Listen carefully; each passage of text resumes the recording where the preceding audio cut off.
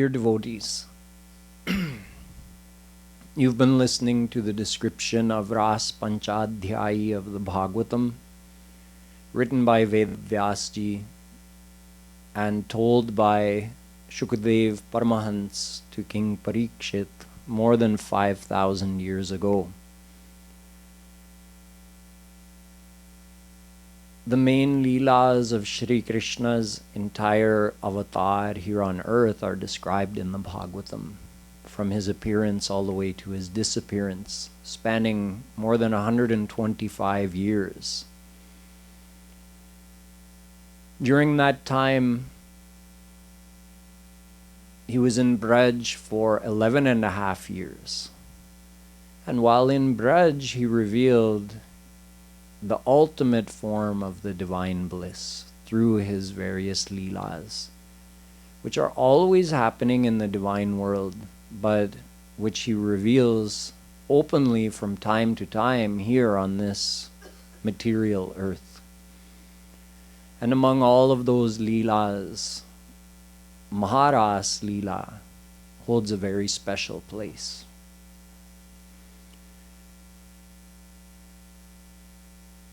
There are many kinds of devotees and many kinds of saints. According to the type of devotion they did, they attained different classes of divine status.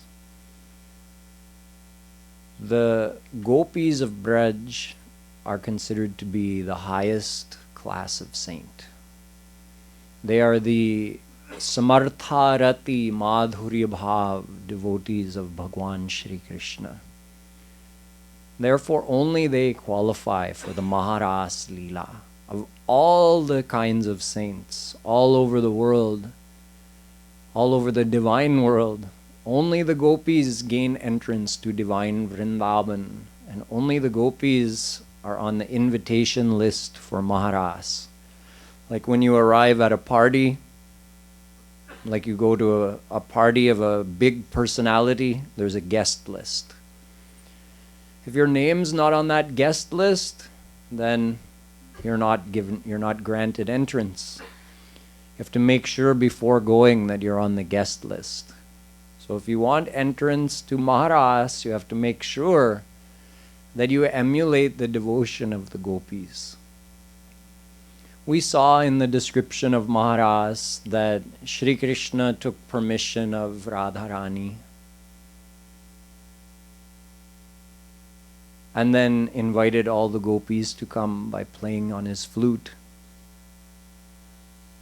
The Gopis came each in their own status of samadhi according to their bhav for Shri Krishna and according to their type of divine attainment. And in that totally absorbed state, they ran through the jungle to reach the place where Shri Krishna had played on his flute. Then there was some discussion between Shri Krishna and the Gopis, and the true form of Dham was clarified, that the ultimate Dham is to love God, and everything else is secondary. Now that that was completed, Shri Krishna began lavishing his affection on the Gopis. At one point, Shri Krishna disappeared, and the Gopis were surprised to find that Shri Krishna was nowhere around. They were just enjoying his amazing divine association. And all of a sudden, he vanished. The Gopis were overcome with deep viraha. Milan and viraha are two waves of the divine experience. The experience of a saint who has attained formless God is just like a flat ocean, just perfectly calm. But in the field of Premanand, in the Leelas of Shri Krishna, the experience is much enriched from that calm ocean of divine peace. And part of the way that it's enriched is with the alternation between Milan and Viraha. The Gopis enjoyed the close personal association of Shree Krishna for some time, and then having given them that bliss of Milan, he vanished and they received the bliss of Viraha. We call Viraha like a sweet pain in the heart. But it's the kind of pain, it's the type of divine pain which is even more enjoyable than the bliss of Milan. It's a sweet longing to meet Sri Krishna that drowns one's consciousness. And in that state, one feels a complete state of unity with Sri Krishna. And yet desires to meet him and find him, or desires for him to come to you. In this indescribable state, these are all divine things that can't be imagined or understood by a material mind, but can be guessed to some extent according to the level of experience of a devotee. If that devotee has a true Rasik Mahapurush as their guru, with that guru's grace, practicing Roop Dhyan, trying to cry for Shri Krishna and develop longing for him, singing his name and Leelas, remembering him all the time, one's heart purifies and we develop bhav with the grace of that Rasik Mahapurush. Then, to whatever level our experience rises to, that much we can have some guess at what the Gopis experience, or even what Radha and Krishna experience. We start to understand more and more. So I'm describing it, not that I can give you the experience. A true saint can, to the extent of one's surrender to that saint. But I can try to share with you a sense of excitement or an inspiration to do Roop Dhyan on these Leelas of Radha Krishna and pray to Radha Krishna for a true Rasik Guru who could guide you and grace you to have these experiences. So I am myself not divinely experienced in these matters. I'm not a qualified, experienced teacher nor speaker, but we have to work with what we have. So with the grace of my Guru, I share something with you about Maharaas and Gopis and these divine states. So the Gopis were in this state of Viraha, and forgetting themselves, they enacted Shri Krishna's Leelas, but not in a conscious way. In that state of being completely drowned and that state of unity with Shri Krishna, unconsciously they acted out all of Krishna's Leelas and acted like Shri Krishna, believing themselves to be Shri Krishna. And they searched for him in the jungle, and the deeper they went, the darker it got. And eventually, having joined with Radharani, they decided to come back to the bank of Yamuna. And instead of chasing Shri Krishna through the jungle, cry out for him, call for him humbly. And in this way, they express the deepest sense of humbleness and desire for God. This is all we have to do. Humbleness and yearning.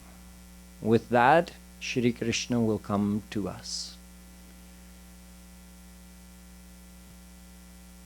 Trinadapi sunichena tarorapi sahishnuna amanina manadena kirtaniya sada hari. Chaitanya Mahaprabhuji, who is the avatar of Radha Krishna, he says, how to do devotion? This is the first thing. Be more humble than a blade of grass. None of us are, and none of us can become like that in one day or 1 hour. But we should know that that's the sign of a true devotee. It means none of us are true devotees. A true devotee is more humble than a blade of grass. Somebody steps on the grass and the grass just bows down. More forbearing and forgiving than a tree. The mango tree absorbs the blows of the stones that people throw at it, and what does it give in return? Fruit. It doesn't grumble, it doesn't take revenge, it gives fruit.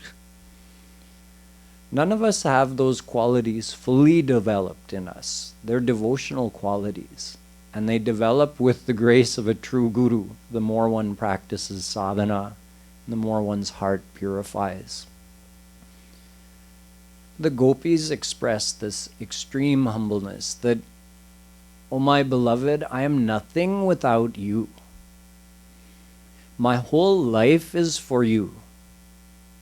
You are my everything. So please come to us." This is the essence of the Gopi Geet. As I explained to you, out of 18 Puran, Bhagwatam is supreme. And within the 12 skand of the Bhagwatam, the 10th canto is the most important and is said to be the heart of the Bhagwatam, because this is the skand where Shree Krishna's Leelas are described. And within that 10th canto, the 5 chapters that describe Maharaas are said to be the life of the 10th canto, the Panch Pran. And within those 5 chapters, the Gopi Geet is the essence of the true devotion, you can say. And within that Gopi Geet, that one shlok that I described to you yesterday, Yat te sujat charanam buruham staneshu bhita shanai priyadadhi mahikar kasheshu, where the gopis described their feelings for Shree Krishna in such a selfless way that none of us can even imagine, because we've never loved anyone completely selflessly. So this final statement of the gopis was the one that won Shree Krishna's heart. He couldn't stay away anymore. When he heard the gopis say this, he appeared in front of them. Amidst thousands and thousands of gopis stood Shyam Sundar, glowing in the night, wearing his pitambar and his banmala. And for all the gopis, it was like in a dead body, life is renewed. Seeing Sri Krishna, they just came back to life. And his beauty is unlimited times greater than that of Kamdev. Kamdev can steal the heart of any material being, and Sri Krishna steals the heart of Kamdev. So imagine the greatness of his beauty. So there, standing in the middle of the gopis just drank in this vision of Sri Krishna. This is how the 4th chapter of the Ras Panchadhyay begins. So now the gopis who had been suffering, I say suffering with quotation marks around it, it's a divine suffering which is considered to be more enjoyable than even the bliss of meeting Sri Krishna. But they had been suffering this heat of viraha. So now seeing Sri Krishna, they began to feel that fire calming within them. So one gopi came and took Sri Krishna's hand in her hand and she was caressing it like that. Another gopi came on the side and put Krishna's arm around her shoulders. Another gopi came and took Sri Krishna's feet in her lap and pressed them to her heart to calm that fire of viraha. Another gopi came and got the pan that Sri Krishna was chewing on and got that prasad. Another gopi was still feeling that annoyance that he had disappeared and using her eyebrows and her glances and biting her lip, she's looking at him, making sure he knows. Another gopi is just looking without blinking and drinking the ras of Sri Krishna's beauty. And another one looks and closes her eyes and does Roop Dhyan of Sri Krishna, holding him in her heart. So this went on for we don't know how long. I told you the whole of Maharaas lasted for a whole night of Brahma, more than 4 billion of our years. So each of these sections of Maharaas must have lasted for a long time. In the divine blissful states, nobody feels bored. Gopis could go on looking at Shri Krishna like that for millions of years and never feel bored. It's like every second is ever new. Every second they feel he's become more beautiful than a moment ago. And then they look again, oh, he's even more beautiful. Vedavyasji writes that if you took all the beauty in all the 3 worlds that ever has been, is, and ever will be, all of that beauty taken together is only but an ansh of Shri Krishna's beauty. And it's all emanating from him. You could never get bored of seeing such beauty. It's not just that you're seeing it.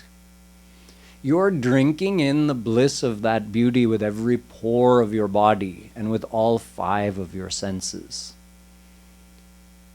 So after some time, Shri Krishna took the gopis down onto the banks of Yamuna, on that sandy, wide, flat, soft sand area out in the moonlight. And some gopis took their chunaris and spread it on the ground, and Shri Krishna sat there. So again, the gopis were surrounding Shri Krishna, you could say like the moon, the full moon in the sky, surrounded by all the stars. And on one side, one gopi took one of Krishna's hands. On another side, they took another. Someone else is pressing his feet. Now, after some time, the gopis wanted to get some information from Shyam Sundar about his disappearing. So they said, there are some people who love those who love them. Somebody loves you and you love them. That's one type of person. There are some people who don't even love those who love them.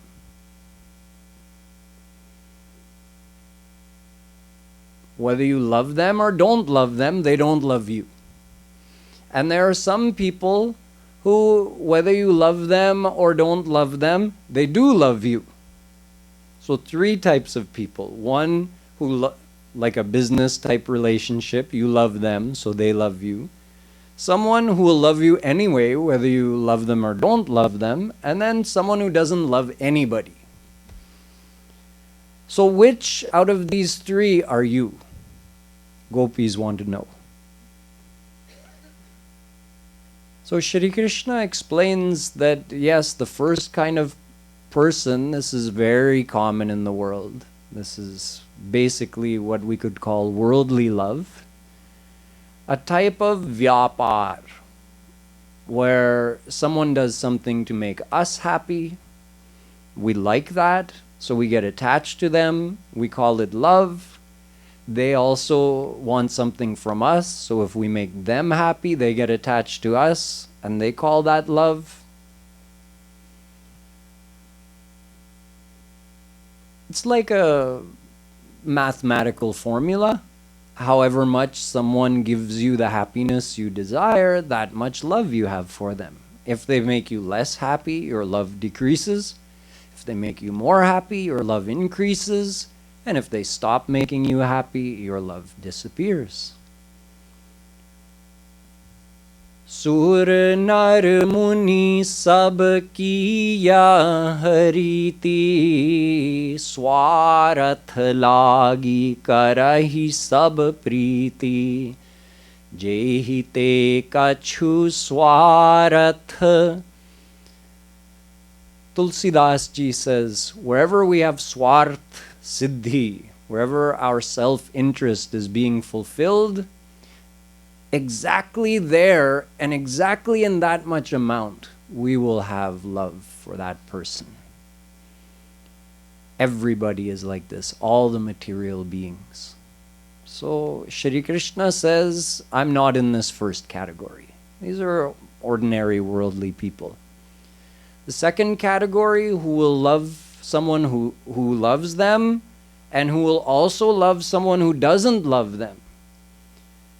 Shree Krishna says that there are very few examples of this in the world, and really the closest thing that we can come to is the love a mother and father have for their child. They make a great sacrifice, and they're not getting anything in return, at least initially. Kripaluji Maharaj says that really the only one who can love someone without expecting anything in return is God, or a God-realized saint. But here Shree Krishna is speaking about material people. So he says parents have some type of selfless love for their kids. Now the third type, those who don't love anybody, whether they love them or don't love them, he says they're actually of 4 categories. First of all, you have Paramahansas. A Paramahans is so absorbed in the oneness that the Paramahans doesn't see anything other than himself. He's completely absorbed in oneness with Nirakar Brahm. And wherever he looks, he sees himself. So there's no one or anything to get attached to. So the Paramahans is not going to love you whether you love the Paramahans or not. Paramahans means like a Jnani Mahapurush. The second type is a Hans. A Hans is also a divine saint. This saint sees in the world, okay, that person is there, I'm here, this thing is happening over there, whereas the Paramahans is actually oblivious to all of that.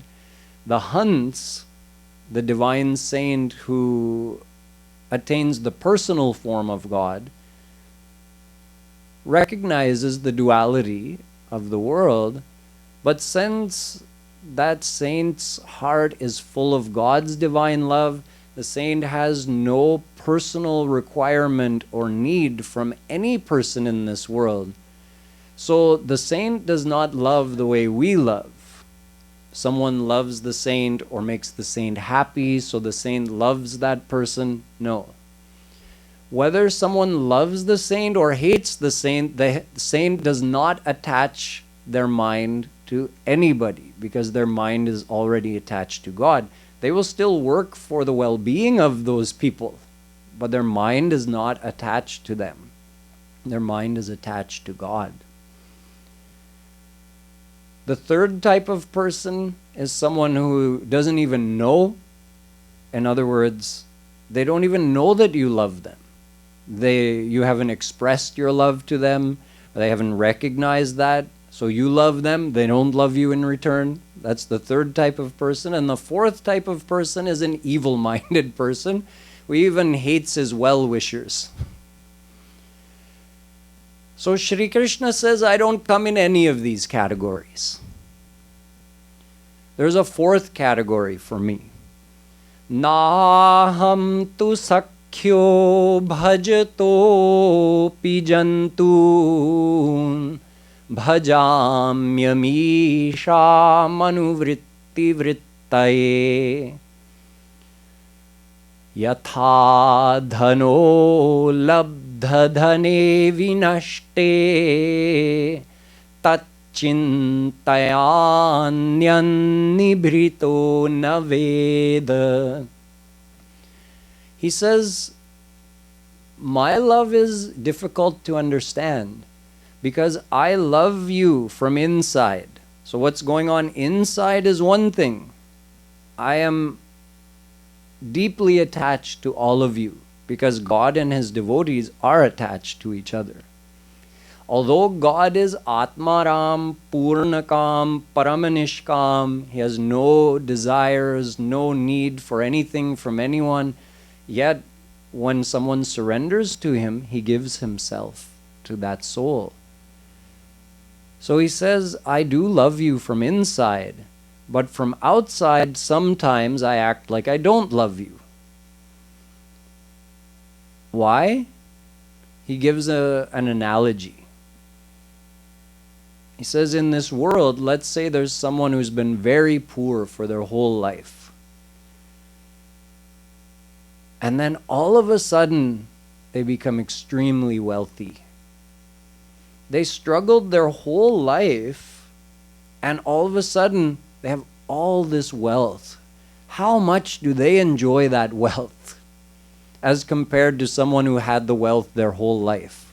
Someone who's just become wealthy after struggling for their whole life. They love that money so much.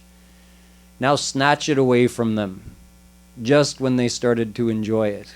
What are they going to do? Their mind will be so fixated on that wealth, they won't be able to think of anything else. Sri Krishna says, this is what I do to you. The souls cry for Sri Krishna's darshan for lifetimes. And when they finally meet Him and they experience that madhur milan, then He disappears and gives viraha.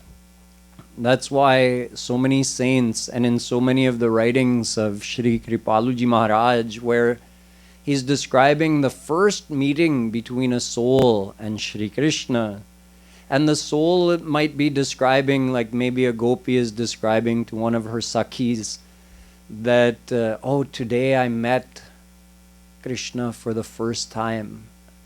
And her friend will say, oh yes, your heart is overflowing now, but don't you know He's going to give you His viraha as well? Then let's talk. This, of course, is all just sweet talks in remembrance of Shri Krishna. But this is how He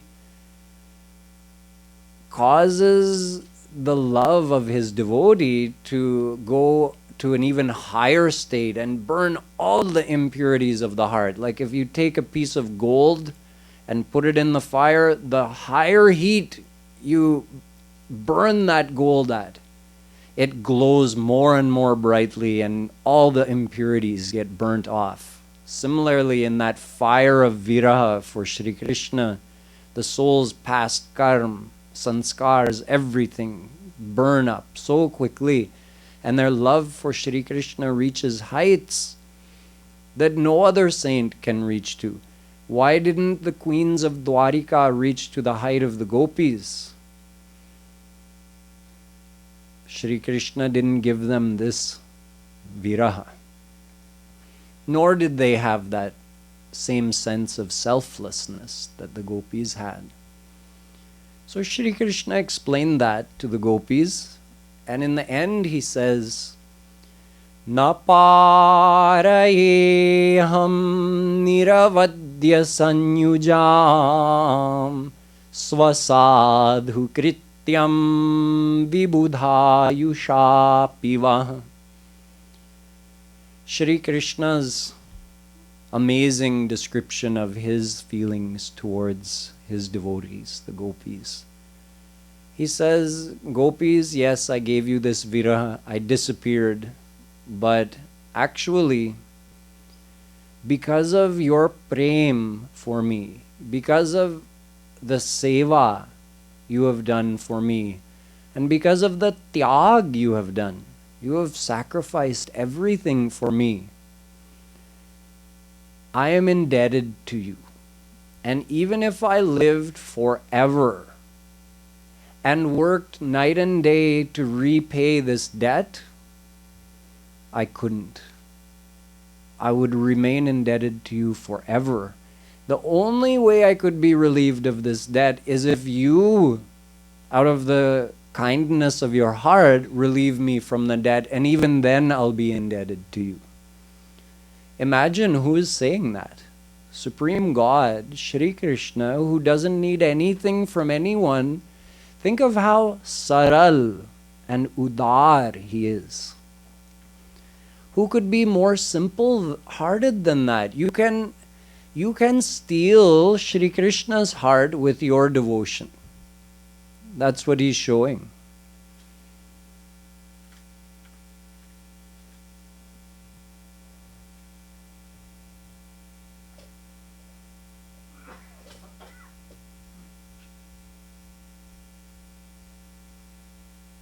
He's so simple-hearted. There's nobody like this in the world. If somebody spoke like that to us in the world, we'd be suspicious. Because nobody can surrender themselves like that, totally, other than a newborn baby. We have too much chal and kapat in here. So, what do you think for Shri Krishna to give himself to us in that way? We also have to become like that. Nishchal, nishkapat. Our mind also has to be completely simple, innocent before Shri Krishna. We just have to give ourselves to him. And when we do that in the way the Gopis did, loving him with madhurya bhav, loving him with total selflessness, his heart is captured by our devotion. If a person just thinks of this, there's no other devotion we have to do. Kripaluji Maharaj कहते हैं यदि कोई सचमुच ये समझ लेता है वो पागल हो जाएगा खुशी में कि हमारे प्रभु इतने सरल हैं, इतने उदार हैं, इतने कृपालु हैं. He'll love me like that?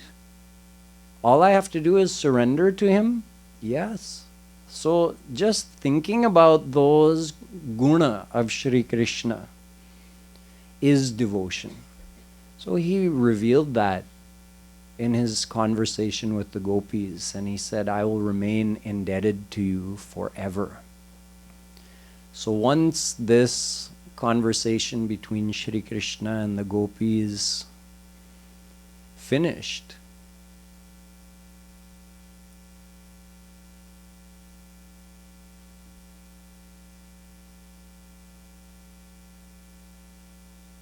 Shri Krishna began to do Maharaas with the Gopis. The Maharaas Leela, as Kripaluji Maharaj has described, is such a high thing that we can only get a general idea from outside. He says, think of it as a mahal, as a palace. And even if you don't have the right to enter the palace yet, but at least you can walk around the outside. and kind of see from all the different angles what it's like, at least from outside. On the inside, the real party's going on. And one day we can become qualified to hear about that, and not just hear about it, participate in it. So until then, we'll keep walking around the outside, getting some idea of what it will take to become qualified. So this ends the 4th chapter of Maharaas, and tomorrow we'll continue with the description where Shukdev Ji, in very brief, as I told you, this is billions of years of Leela distilled into a few pages, a few shloks of the Bhagwatam. But there's a brief description of what happens when Shree Krishna dances and sings with the Gopis during Maharaas Leela. So we'll continue with that again tomorrow night. बोलिए वृंदावन बिहारी लाल की जय।